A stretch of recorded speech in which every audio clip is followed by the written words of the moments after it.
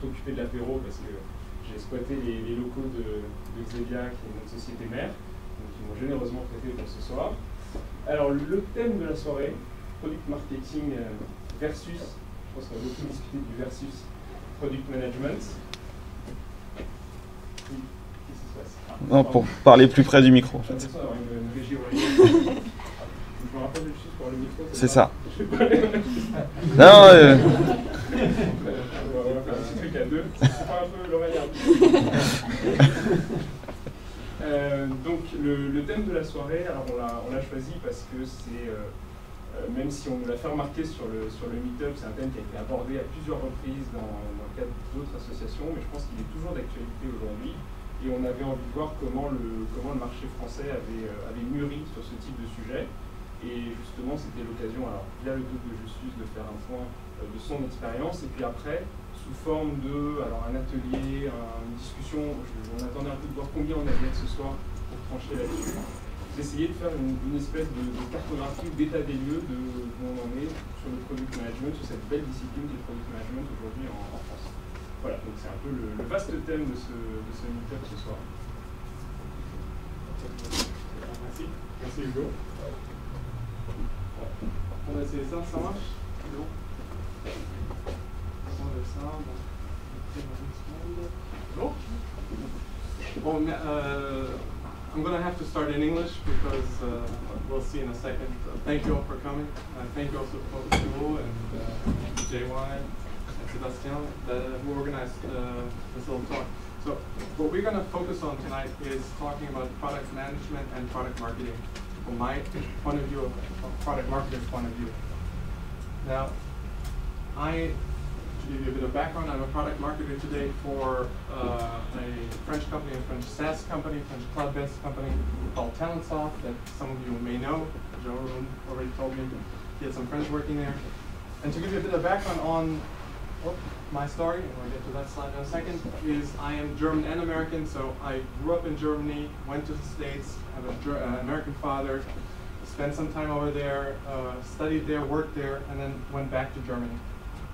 Now, il y a une raison pourquoi je donne cette petite speech pas en français, c'est parce que je parle comme une vache espagnole, ou comme ma chère femme que même quand même, dit toujours à nos amis, tu parles comme les nazis dans les films.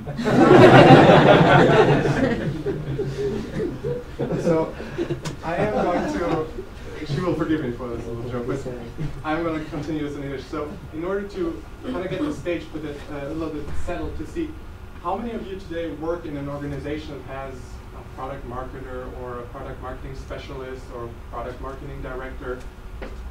Anyone? One, a few here. All right. Kind of what I expect and what my experience has been up to now in France. There's not a strong marketing culture when it comes to product marketing in France. In France, you have a strong culture of engineering. There's a strong product management culture in France, but product marketing has been something that's been overlooked or not focused on very much in the last few years. To take a step back, I started out as kind of a product manager. I worked in a family business, not with Sean Connery, and I'm not Dustin Hoffman or Matthew Broderick, but it was a family setting, a company that you can maybe relate to in France is Blini, does specialty food spreads. And when I started out in the company, I thought, you know, there's something wrong with our product portfolio.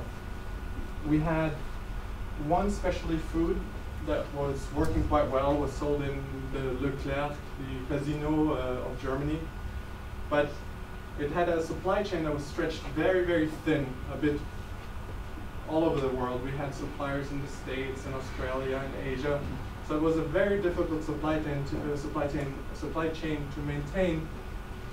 And so we took a look and saw, hey, what can we do to alleviate this threat that we have here to our company? How can we diversify the portfolio that we have? And as you can imagine, in a family company, I stood in the kitchen and kind of whipped up different recipes and saw what worked, what did not work, what tasted good, what did I like, you know, because when you're a product manager, you love to work on stuff you love or you like. And living in the States before, I had a fondness for hummus. That you guys maybe know, a spread made of chickpeas. And so we came up with really a great product. We had a hummus that had some unique selling points. No preservatives, came in there in a glass jar, was really done very differently than the hummuses out there. And we were able to make our product. It tested fantastically. We did focus groups, we had everything short of double-blind studies, and the results were really phenomenal. I think we did everything right, and of course we didn't. Now, the price. For all of you who have worked in Germany know that German customers, especially when it comes to foods, are extremely price sensitive. Germans do not pay for food. You, as you all live in Paris, you know how much it costs to go out every evening. When I first arrived, I thought I saw the bill, I had a heart attack, you know? To give you a comparison, a half liter of beer, one of my favorite subjects, costs about €3 when you go to a restaurant in Germany. Let you calculate for yourself. So, what does this mean for us? You can have the greatest product in the world, but you know, people really don't care. People have their own pains, they have their own thoughts about your product. You can give them anything you want, but you need to have something that fits to the market that you want to address.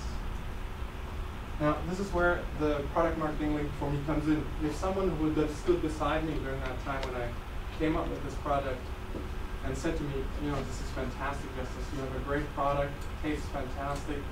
Now, can you tell me a bit more about your market? Can you tell me about the price? Can you tell me how are you going to price it to these people?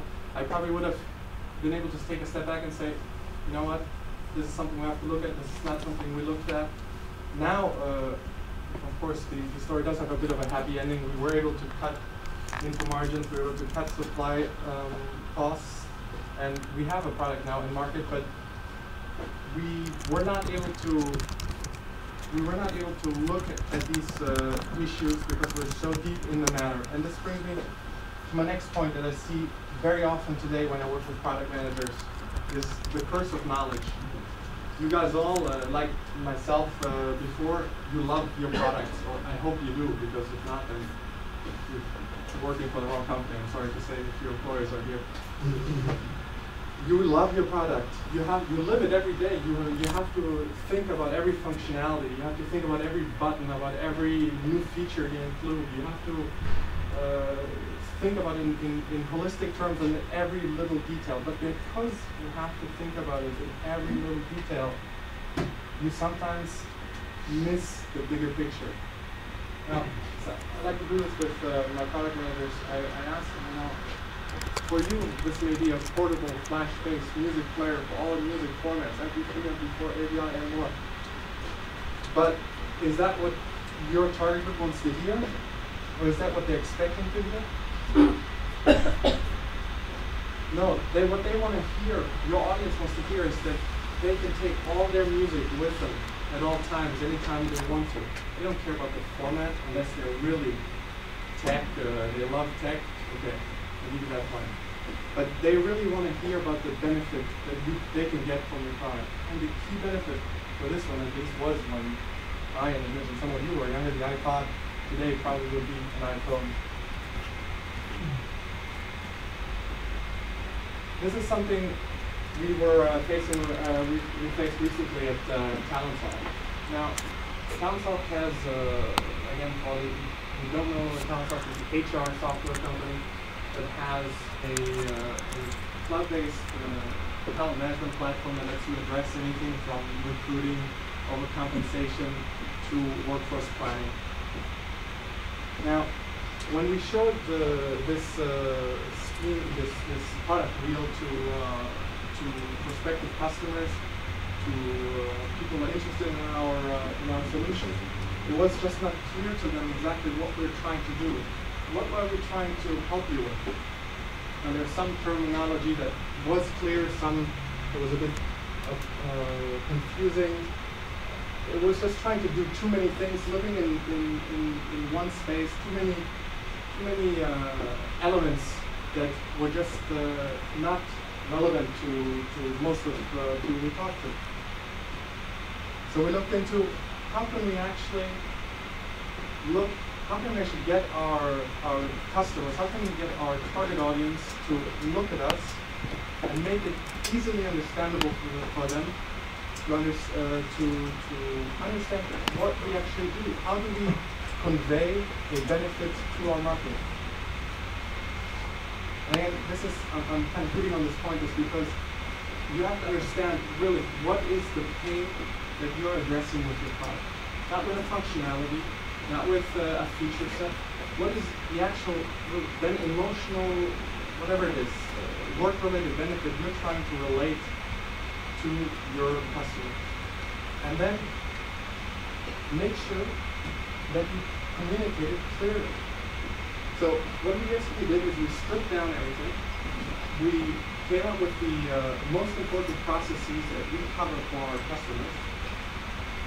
And we tried to represent it in a way that represents the integration, the integrated and completeness of vision of our platform. So again, you can see we have everything over recruiting to workforce planning. And this way, people can understand very quickly, especially when you're in HR, what you're trying to do. What are we trying to convey to them is that we have all these elements, and it's a simple, clean platform that anyone can use, easily accessible to end users and HR managers. Now, if we go a step into it, behind each of these flower petals, whatever you want to call them, will be the benefits that anyone can get from using that solution. If we talk about recruiting, it'll be, of course, attracting new candidates or pushing your offer to a wider audience. And we don't tell them, okay, with feature set X you can do Y. We don't tell them with button Z you can do A. No, we tell them, we have our USPs like anyone does. But in order to attract more candidates, we'll show you how to do it with our unique selling point. Show them the benefit and show them how you can do it. I think that's the best marriage of the two. One of the things that's very important for all of us here is when we communicate those benefits, to never forget that we're not in the United States yet. We're in Europe. For all its glorious benefits and disadvantages at times, we're all very, very different. In the US, you have one message. You basically have one go-to-market strategy. You have regional differences, okay? But you hit it with that message, you hit it hard, and you run with it. In Europe, it won't work. If we talk about just a key pain point for a German and a French recruiter, a French recruiter will maybe has a key pain point. I get too many CVs for too little open positions. I have tons of work to do just to leaf through every one of these resumes that I get for every open post. I don't know how to do it anymore. A German recruiter will tell you, no, I don't have enough candidates for each open post. I can't get enough people to apply to me. How can you help me apply, get my message out to more people? How can you help me reach out to more people? How can you help me strengthen my employer brand, because I can't get enough people to me? So it is really important that you adapt your message locally to each market that you operate in. You just cannot think that I have a great message, I have a great vision for my brand, I'll just run it out to everyone. It won't work. Again, I'm sure that someone who's a specialist in product management will tell you, you need also unique features for each country. If we think about recruiting, there are some legal requirements that are not, you guys in France love bureaucracy, so there's tons of them. In Germany as well, and they're different. So think very locally when it comes to product marketing or product management.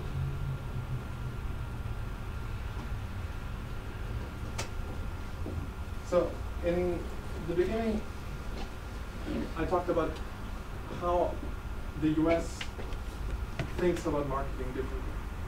If we take this now to the product level and the product marketing side of it, in product management, you'll come up with a great product in France. It's superbly engineered. You'll take time to take a Swiss Army knife that has tons of blades on it. You have a little loop that you can look everywhere. You'll have a product that's fantastically engineered.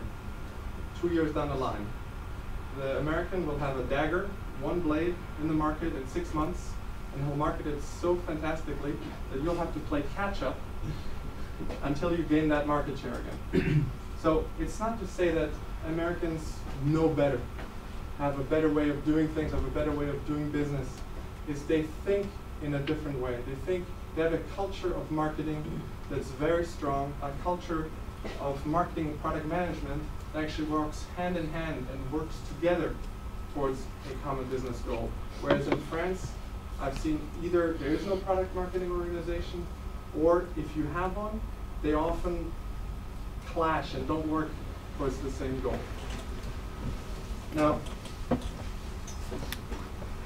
I'm keeping this, and I'm sorry for some, and I have to explain myself. As I said to Hugo yesterday, I've been lying in bed with fever until this morning, so I have to keep this a bit short, or you will see me on the floor in about 5 minutes' time. But if you want to keep some key takeaways, know your markets and know your customers. It's the most important thing. It may seem so basic, but when you design a product, never forget who you're designing it for, who you're going to address it to afterwards, and make sure that these people are willing to pay for it also. Keep it simple. Don't design something that has 20 million features on it, that no one can explain afterwards, that is diffused, that tries to address everything. But try to do something that is interesting, has a target audience, and that you can actually market to afterwards. And of course, communicate on benefits. It doesn't do any good if you have the greatest product if you don't know how to talk about it. Now, I'm happy to answer any questions you may have. And of course, if there's something that's not clear or you think, no, I completely disagree, you're always happy to hit me up on LinkedIn. I do answer. So feel free. Can I ask you a question, because actually you know how my company is, because Justus was not far for being a product marketing officer at SideTrade. We in SideTrade have a marketing department, but a pure French marketing department. Yeah. So the marketing director doesn't know anything about what we do.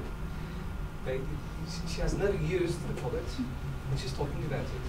Okay. So when talking about product marketing, the problem is that my situation, the product marketing will be under this woman who doesn't know anything about the product. So how do you make the link between people like us who are talking about features, about what you really have in the product, and people talking about promises that actually won't ever be fulfilled in the product? No, I think that's a great question. I think in the past, what I've seen works the best in that scenario is to do focus groups. Do focus groups with customers, with prospective customers, if you have good relationships with some of them. Sit them down and show them, you know, here is what we are trying, from a product management point, what we're trying to do. Here's what we're trying to get at. What do you think? Can you give us some feedback? Can you give us, especially if they're big customers and you have good relationships with them, especially C-level love big customers. But you can communicate to them, hey, we had a great conversation with, I don't know, Nestle. They thought, hey, our feature Z and how we describe it to them and how we try to put our focus on that was fantastic. You know, this, if you have a Mr. X, he said this. That way, I think you'll be able to do this.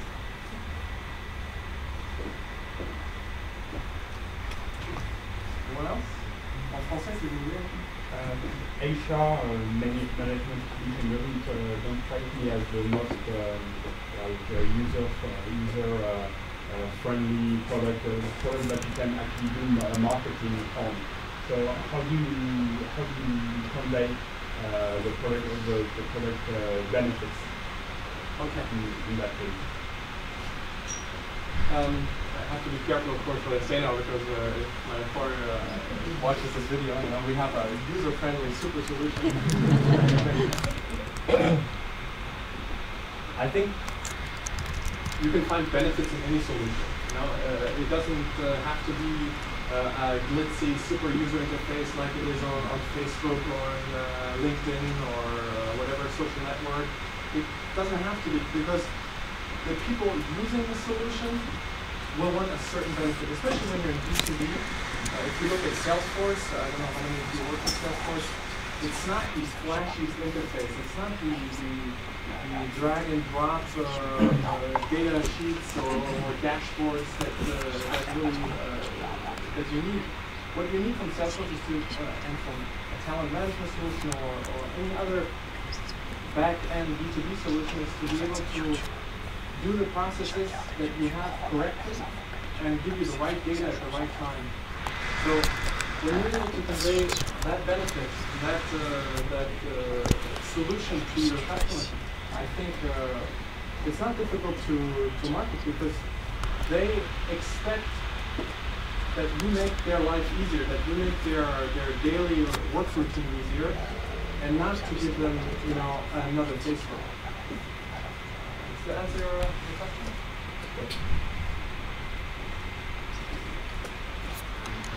What do you think are the key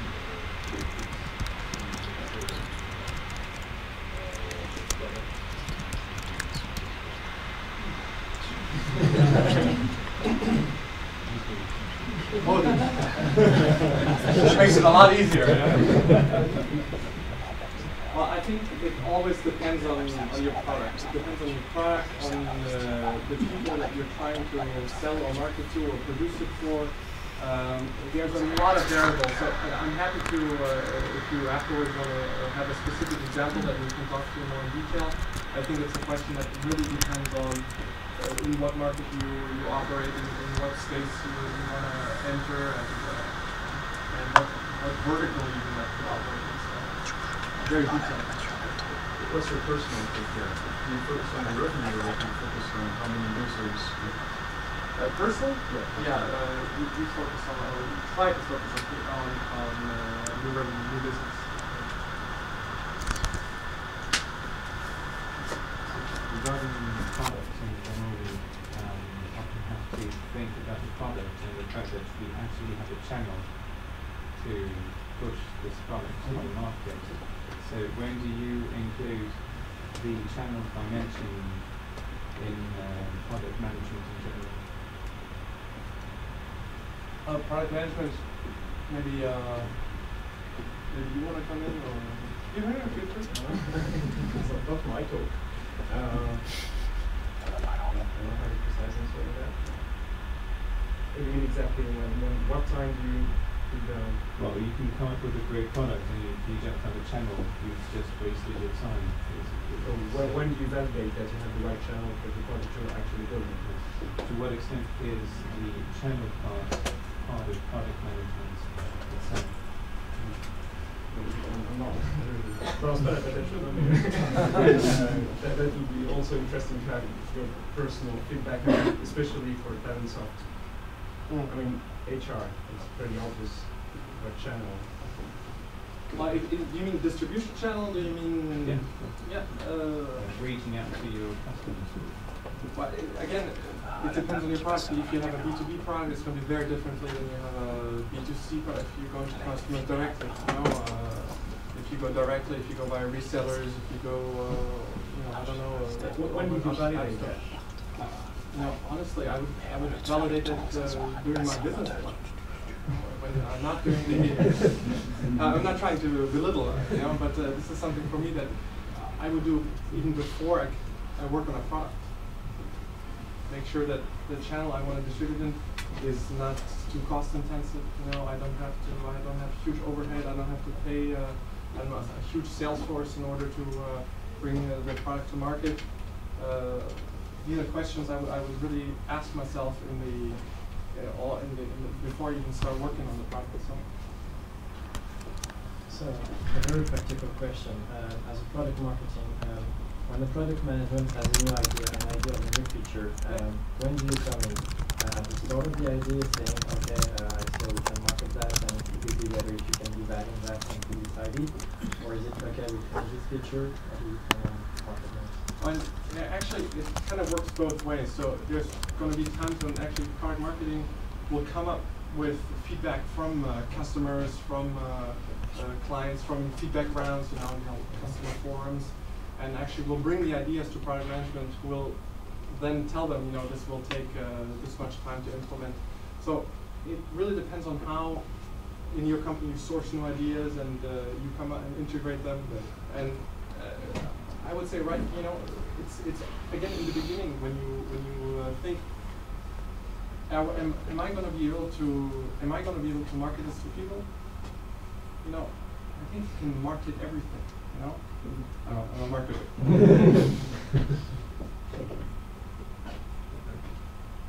Okay, you mentioned initially that you thought, excuse me, the U.S. had a very strong marketing culture, whereas here in France the culture is not as developed.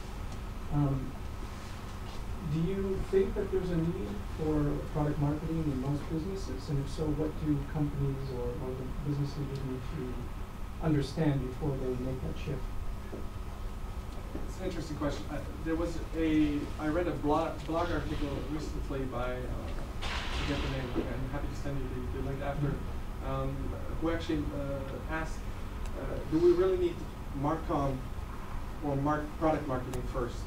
Who do we need first? Do we need people who do the go-to-market strategies, who help us in validating our business model, or do we need people, again, apologies to my colleagues who are watching, to make our website look nice, So it's kind of depends. So now in France, does there have to be a mentality shift? I think it depends on the maturity level of your company. If you have a small startup, you may not need a product marketing organization. If you have 300 people, 400 people, 1,000 people, should you have a person that works closely with your product management team? I would think so, but again, I'm biased.